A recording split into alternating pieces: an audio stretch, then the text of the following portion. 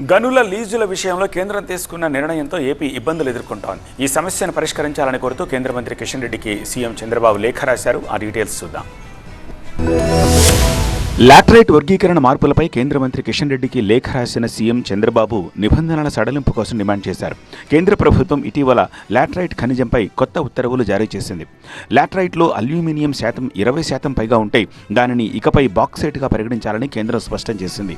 కేంద్రం తీసుకున్న ఈ నిర్ణయంతో ఏపీకి కొత్త ఇబ్బందులు వచ్చిపడ్డాయి. రాష్ట్రంలో గనుల లీజు ప్రక్రియ మొత్తం ఒక్కసారిగా స్తంభించిపోయింది.